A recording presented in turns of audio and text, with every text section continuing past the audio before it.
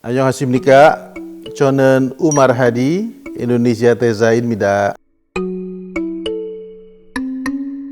It has been a privilege and an honor for me to serve as Indonesian ambassador in South Korea.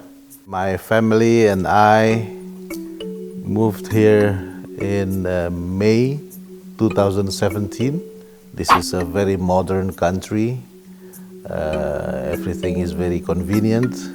The people in Korea are very friendly, and also, of course, diplomatic life in South Korea is very lively.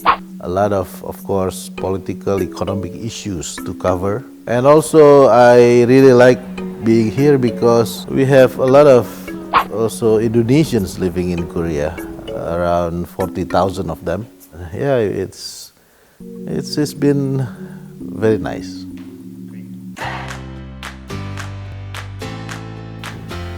I am very proud as an Asian to see that Asian country, Korea, with its popular culture, has managed to conquer not only Indonesia actually, but to conquer the world.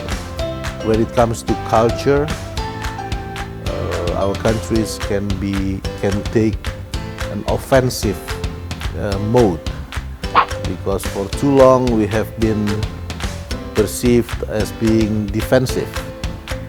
Now Koreans have proved that we can be offensive.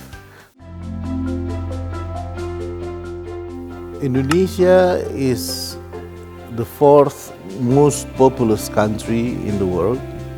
So our population now has surpassed 250 million people. And also Indonesia is the largest archipelago in the world as a country. We have 17,000 islands. Number 3, Indonesia is, I think, the second largest biodiversity country, whereby we have the number of varieties of plants and animals, both in land and in the sea. About 60% of Indonesian population is below the age of 30, so we have a young population. Experts say that Indonesia is now enjoying what we call the demographic bonus. So that's why our economy is moving very fast, because we have a large pool of young workforce. Because of biodiversity, because of the archipelago, we have a very rich natural resources. We have all kinds of minerals, forest resources, and now we are also looking at the richness of our sea. Our government is focusing on developing our human resources. Because of economic development, we have managed to provide much better public education system. We just finished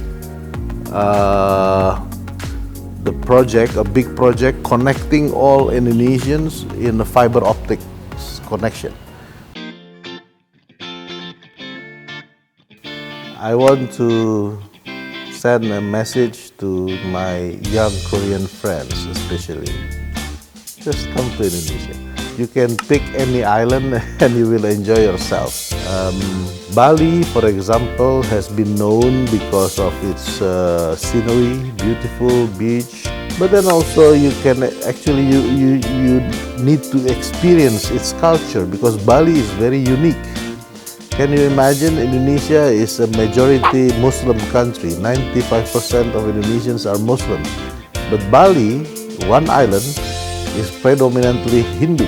We have Yogyakarta, an old city in Java, very nice. And then Jakarta is also nice. Of course, Jakarta is a metropolitan city. It's a modern, big city with a lot of places where you can entertain yourself. In Sumatra, we have Lake Toba, that is the largest body of water in a land. So it's a lake, but it's so big. And in the middle of the land there is a volcano, of course. I think the city of Seoul itself is already a big attraction.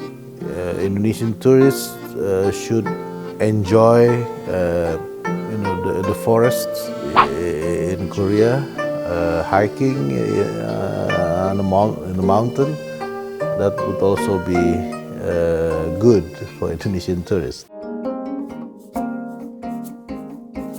I think the story goes back to late 1960s, early 1970s. At the time, Indonesia just started to open up to foreign investment. When it comes to countries like United States, countries in Europe or Japan, they came to Indonesia with big corporations, right? Your Mitsubishi, your Toyota, your General Electric. But from Korea came to Indonesia these small, medium companies, building material company, this type of business. We have a big concentration of Korean factories and Korean families. People already have good perception about Koreans. Success of companies like Samsung or LG, people share the pride. So there is a very good perception about, an Asian country.